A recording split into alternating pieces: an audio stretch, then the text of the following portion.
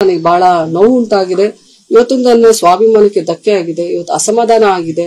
ಇವತ್ತು ಸಮರ್ಥಲ್ಲ ಹಾಗಾದ್ರೆ ವೀಣಾ ಕಶ್ಯಪ್ನವ್ರು ಪಾರ್ಲಿಮೆಂಟ್ ಇವತ್ತು ಸಂಸದರಾಗೋದಕ್ಕೆ ಸಮರ್ಥಲ್ಲ ಅನ್ನುವಂತ ಉತ್ತರವನ್ನ ನೀಡಿದ್ದಾರೆ. ಇದಕ್ಕೆ ನನ್ನ ಜಿಲ್ಲೆಯ ಜನರು ಮುಂದಿನ ದಿನಮಾನದಲ್ಲಿ ಉತ್ತರವನ್ನ ನೀಡ್ತಾರೆ ಅಂತ. ಬೇರೆ ಬೇರೆ ಜಿಲ್ಲೆಗಳಲ್ಲಿ ಶಾಸಕರ ಅಭಿಪ್ರಾಯ ತೋರಿಸ್ಕೊಂಡಿದ್ದಾರೆ. ಇನ್ನು ಕೆಲವು ಕಡೆ ಶಾಸಕರ ಅಭಿಪ್ರಾಯಕ್ಕೆ ಮನ್ನಣೆಯೇ ಕೊಟ್ಟಿಲ್ಲ. ಹಾಗಾಗಿ ನಿಮ್ಮ ಕ್ಷೇತ್ರದಲ್ಲಿ ಯಾಕೆ ಇಷ್ಟೊಂದು ಕಗ್ಗಂಟಾಯ್ತು ನಿಮ್ಮ ವಿಚಾರದಲ್ಲಿ? ನನಗೆ ಅದೇ ಗೊತ್ತಾಗ್ತಾ ಇಲ್ಲ. ವೀಣಾ ಕಶ್ಯಪ್ನವ್ರು ಇಷ್ಟು ಎಲ್ಲಾರ ಮೇಲೂ ವಜ್ಜೆ ಆಗ್ಬಿಟ್ರ? ನಾನೊಂದು ಕ್ಷೇತ್ರ ಯಾಕೆ? ಇವತ್ತು ಎಲ್ಲಾ ಕ್ಷೇತ್ರದಲ್ಲಿ ಕೆಲವೊಂದ್ ಕಡೆ ಶಾಸಕರ ಅಭಿಪ್ರಾಯ ತಗೊಂಡಿಲ್ಲ. ಇಂಥ ಕ್ಯಾಂಡಿಡೇಟ್ ಅಂತ ಅನೌನ್ಸ್ ಮಾಡಿದ್ದಾರೆ, ಕರೆದ್ಬಿಟ್ಟು ಕೆಲಸ ಮಾಡ್ರಿ ಅಂತ ಹೇಳಿದ್ದಾರೆ. ಕೆಲವು ಕಡೆ ಅಭಿಪ್ರಾಯ ತಗೊಂಡಿದ್ದಾರೆ. ನಾನೇ ಯಾಕೆ ಅಂತೇಳಿ ನನಗೂ ಅರ್ಥ ಆಗ್ತಾ ಇಲ್ಲ. ಇವತ್ತು ಎಲ್ಲರಿಗೂ ಕೇಳಿದಂತವ್ರಿಗೆ ಎಲ್ಲರಿಗೂ ಕೊಟ್ಟಿದ್ದಾರೆ. ಕಳೆದ ಬಾರಿ ಪರಾಜಿತಗೊಂಡವ್ರಿಗೂ ಕೊಟ್ಟಿದ್ದಾರೆ.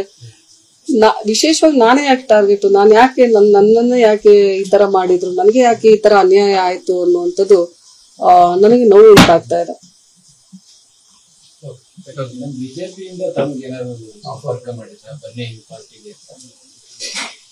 ಫೋನ್ ಮಾಡಿದ್ರು ಕಳೆದ ಬಾರಿ, ಅದನ್ನು ಅಲ್ಗಳೆಯುವಂತಿಲ್ಲ. ಆದ್ರೆ ನಮ್ಮ ಕುಟುಂಬ 60 ವರ್ಷದಿಂದ ಪಕ್ಷ ನಿಷ್ಠೆಯಲ್ಲಿ ಬಂದಂತದ್ದು. ಇವತ್ತು ಅಲ್ಲಿಯ ಒಂದು ಬಿಜೆಪಿಯಿಂದನೇ ನನಗೆ ಬಾಗಲಕೋಟೆಗೆ ಟಿಕೆಟ್ ಅನ್ನ ನೀಡ್ತೀವಿ ಬನ್ನಿ ಅಂತೇಳಿ ಕಳೆದ 2 ತಿಂಗಳಿಂದ ಫೋನ್ ಬಂದಿತ್ತು. ನಾವು ಪಕ್ಷ ನಿಷ್ಠೆಯಿಂದ ನಾವು ಯಾವತ್ತೂ ಕೂಡ ಪಕ್ಷ ವಿರೋಧಿ ಚಟುವಟಿಕೆಯನ್ನ ಮಾಡಿಲ್ಲ, ಮಾಡಬಾರ್ದು ಅನ್ನುವಂತ ಇಲ್ಲೇ ಸಿಗುವಂತ ಭರವಸೆಯನ್ನ ಇಟ್ಕೊಂಡು ನಾವು ಇಲ್ಲೇ ಉಳಿದಿದ್ವಿ. ಈಗೂ ಕೂಡ ಇದೆಲ್ಲ ಆದ್ಮೇಲೆ ಕರೆಗಳು ಬರ್ತಾ ಇದೆ. ನಾನು ಯಾವ್ದಕ್ಕೂ ಕೂಡ ತೀರ್ಮಾನ ತಗೊಂಡಿಲ್ಲ. ಯಾಕಂದ್ರೆ ಇವತ್ತು ಹಲವಾರು ವರ್ಷಗಳಿಂದ ಪಕ್ಷದಲ್ಲಿ ಇದ್ಕೊಂಡ್ ಬಂದಂತವ್ರು. ನಾನು ಹೇಳಿದೆ ನಿಮಗೆ, ನನ್ನ ಜನರ ತೀರ್ಮಾನನೇ ಅಂತಿಮ ತೀರ್ಮಾನ ಅಂತ ಹೇಳಿ. ಜನ ಯಾವ ತೀರ್ಮಾನವನ್ನು ತಗೋತಾರೋ ಅವರ ತೀರ್ಮಾನಕ್ಕೆ ನಾನು ಬದಲಾಗಿರ್ತೀನಿ.